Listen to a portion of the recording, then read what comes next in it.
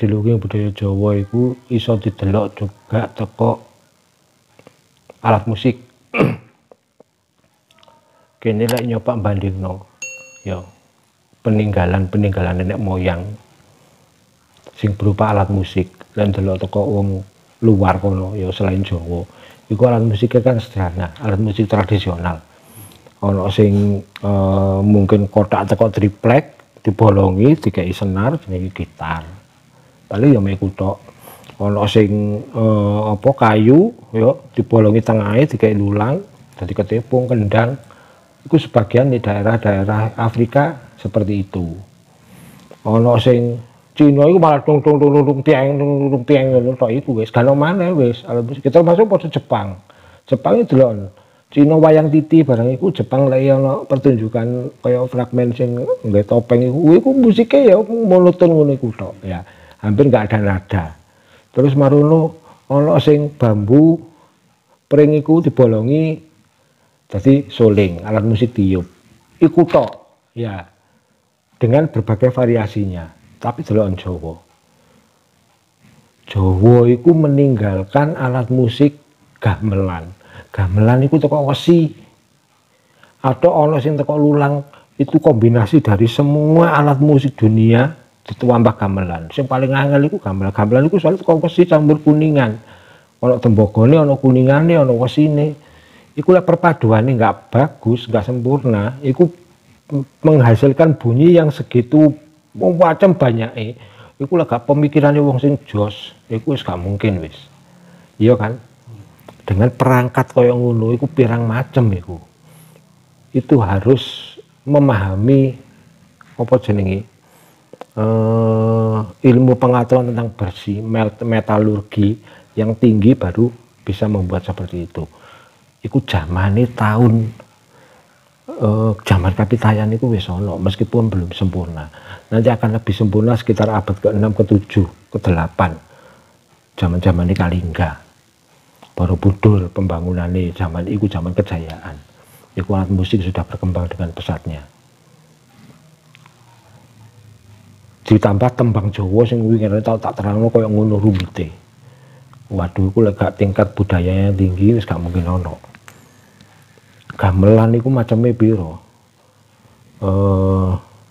Kendang, gong, kempul, penerus, peking, rebab, ya kan gambang, gender, waduh macam-macam.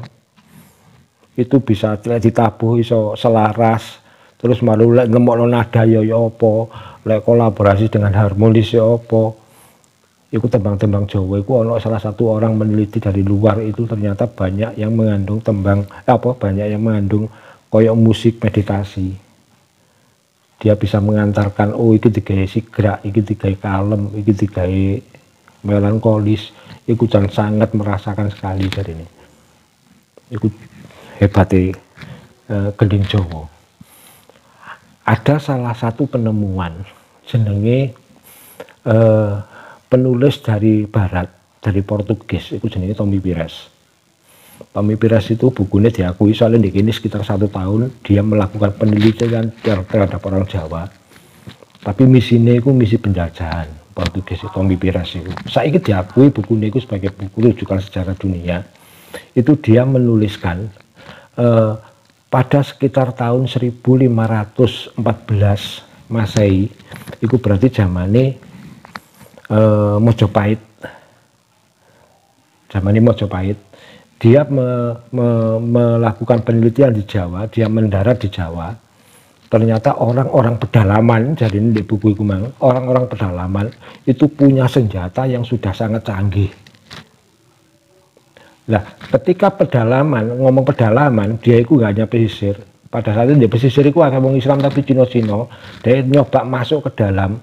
Nah, dia menemukan di kono jenenge kerajaan Daha pada saat itu, berarti Kediri ya. Kerajaan Daha pada saat itu, dia nyebutnya Dova, lain di buku itu. Menyatakan bahwa para prajurit kerajaan itu sudah memegang senjata senapan bedil, bayang. Dadi lek ditulis sampe wong barat-barat iku lek wong biyen niku jaman Mojopahit itu senjatane pedang, tombak. Salah besar itu. Salah besar. Ternyata pada saat itu tahun abad 16 1500 14 Masehi. Itu Tommy Pires iku menuliskan senjatane wong Jawa iku wis bedil. Bayangno. Saiki lek dipikirnya nih yo dari logika. Ojo maneh gawe gamelan. Ya. Ojo maneh gawe bedil sing mek ngono. Pusaka.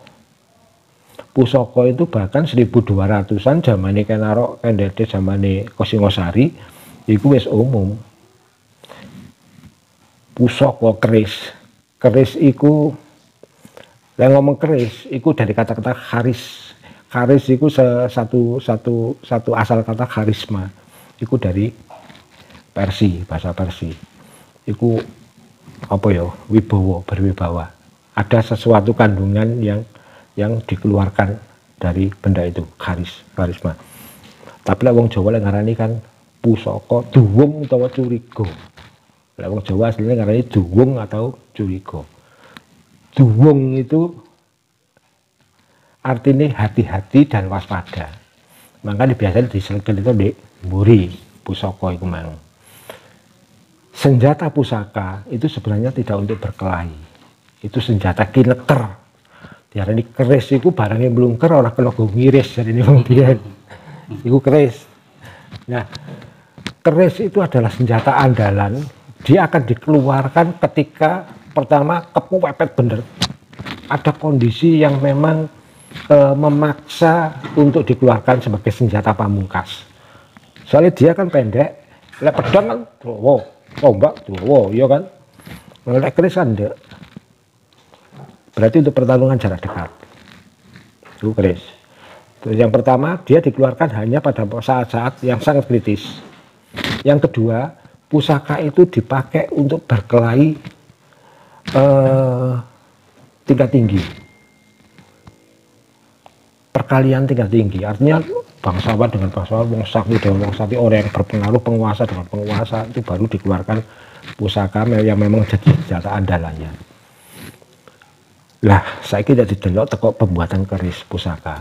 Itu tidak hanya mengandalkan metalurgi semata, tapi harus lebih detail dari itu. Soalnya ternyata pusaka itu cara pembuatannya itu sistemnya tempa lipat. Gak koyo pedang, gak koyo lating biasa, pisau, gak koyo geladi, gak koyo macam-macam. Dia sistemnya tempa lipat. Jadi bahkan oleh saya ngomong 100 kg logam besi, berarti piro sak kintal ya. 100 kg besi itu ditempa lipat, dibakar, tempa lipat, bakar.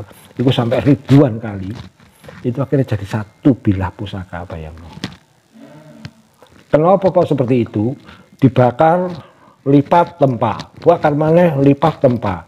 Itu sampai ribuan kali, bahkan ada yang 3.000 kali, 5.000 kali, bahkan 7.000 kali lipat.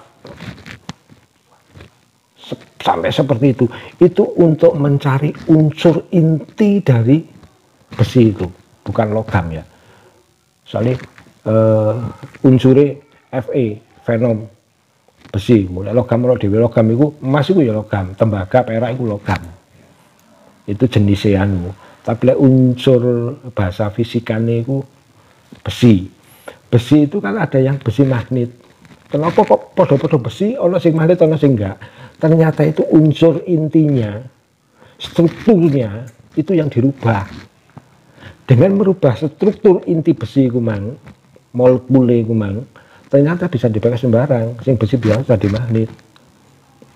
Nah, si pusaka iku mang, empunya itu cara pembuatan pusaka itu ingin mengeluarkan itu.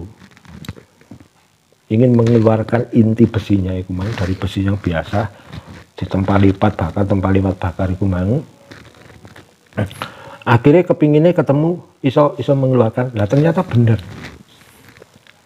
Biasanya sentuhan terakhir itu dikai batu meteorit. Kuwi goleki batu meteorit wis wangil gak karu-karuan. Tapi mbok biyen kok iso lho. Soalnya dengan mata batinnya dia akan bisa menemukan batu meteor di tuwe. Dia akan mencampur itu dengan tempa lipat lagi dengan formasi yang demikian rupa, akhirnya membentuk pamor. Pusaka iku mang. Bentuk iku mang dapur wis ana luk 3 jenenge, ana luk 5, luk 7 sampai luk 50 ya ana, luk 49 ya ana. Kayak gerwaji ngene.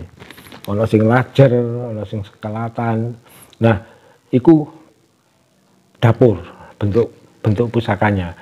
Batikane di tengah iku mang yang dihias dengan dasaran bahan dari meteor iku mang akan membentuk pola tertentu, itu jenenge pamor.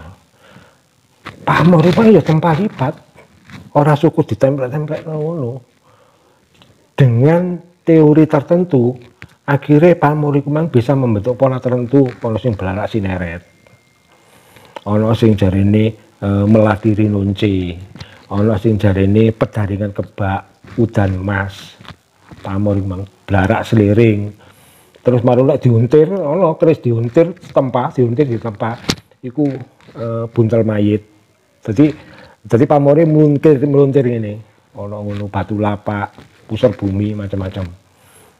Lah sing dapure iku mang iku mulai kebolajer, mulai sang telat, terus marono apa maneh iku Pandhawa, Cinarita, ana sing Carubuk, ana sing Kalawelang, ana sing macam-macam. Naga Sasra iku berarti ada iku ukiran naga yang biasa dari emas. Naga Tapa, naga kembar, naga kawin, macam-macam. Niku mang. Terus marono Singa Barong. Iku dari dapur. Megantara, Damar Murup jenenge Damar Murup. Lah Megantara lu telu tapi lengkunge ndek isor, terus marono lincing muka. Surut iku Megantara. Terus marono lek lurus lengkuke ndek dhuwur telu iku jenenge Damar Murup utawa uruping dilah. Iku pamor. Ana maneh omyang jimbe kaya ana wong hiasan orang sendekul ini di kanan kiri iku jenenge omyang jimbe. Terus marono ana sing lurus kene tek, maru kaya ana pedotan ngene, marono munggah maneh iku jenenge pudak sategal, macam-macam pusaka. Nah, dari bentuk dan pamor iku mang si empunya tadi itu mesti dengan ngiseni mbuh rapalan mbuh apa. Dari unsurnya wis kaya ngono, terus marono diisi maneh jenenge kodam, waduh tambah gak karu-karuan. Makanya pusaka iku mang barang sing kineker, bukan senjata biasa. Sampai sekarang bahkan diakui oleh dunia sebagai warisan sejarah dunia. Salah satu kehebatannya di samping itu semua, ternyata pusaka itu saya kayak baru kelinting. Jadi ono di Joko teko sarungi, ya curiga itu di dudut saka warangkone, dia sudah bereaksi kimia. Ternyata di situ ada kandungan nuklir, benar memang seperti itu. Jadi orang dulu itu empu-empu zaman dulu inti besi iku mang ya, gimana supaya caranya ion-ion molekul-molekul besi iku mang sing ndek keris mang dadi aktif, enggak pasif. Salah satu cara mengaktifkan iku mang ya, ion-ion apa iku molekul-molekul besi iku mang niku kan ana kandung ana apa iku jenenge gelombang listrik loh. Dia mengeluarkan gelombang listrik, gelombang elektromagnetik dari ion-ion iku mang. Ion iku mang ada yang menetap, ana sing meliputi. Aku gak ngerti basa fisikane apa, tapi iku jenenge ion bebas. Ion bebas itu dia akan loncat-loncat di antara besi iki mang. Tapi dia loncat kembali. Tapi lek didelok kok mau to gak iso. Harus didelok dengan alat tertentu, lek wong biyen nambe mata batin wis ketok. Iku jenenge perbawane pusaka. Dan kebanyakan pusaka zaman dulu seperti itu. Cara mengaktifkan yang paling aneh adalah apa? Saiki sama mani koyok Sunan Kalijaga. Dia membuat pusaka. Pusaka itu dibuat dengan sedemikian rupa, diselarasno ambek detak jantungnya dhek. Tujuannya apa? Ketika pusaka pun diduduk dhek metu tekok rongkone, curigane iku mang bilah pusakane iku mang dhek mengeluarkan ion gelombang elektromagnetik ditambah detak jantungnya sing gowo akan menyelaraskan tek nyawiji.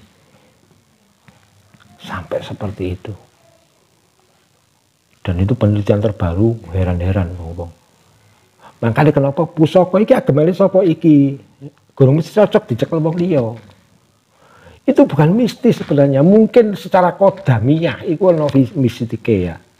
Tapi secara fisika, secara ilmu pengetahuan itu memang bisa dibuktikan. Ternyata gelombang elektromagnetik yang keluar dari pusaka itu memang diselaraskan dengan detak jantung yang akan memiliki, yang akan memegang pusaka itu. Saiki sama mana kon duwe HP, ambil HP kono, ya. Lek gelombangnya match, connect, iya kan? Bisa ngomong-ngomongan, bisa kirim SMS, bisa kirim gambar, film, ya seperti itulah. Tak ketok padahal ya kan. TV, pemancar ambil TV, kan no. Anune, dia menggunakan gelombang. Begitu pula dengan pusaka. Iya, biasanya turunannya nggak semua. Hanya orang-orang yang paham tentang iku mang, akhirnya sing oh iki cocok mbekon. Iki cocok mbekon.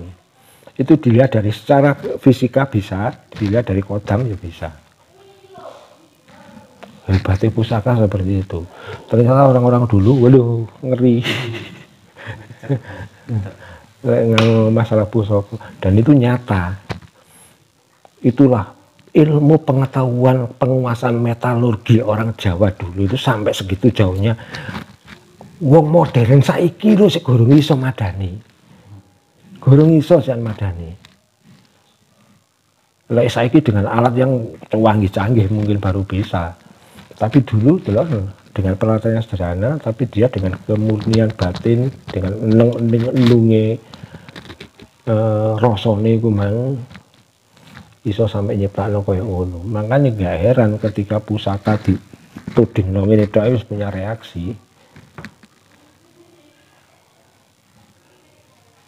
Itu hebatnya pusaka-pusaka dulu.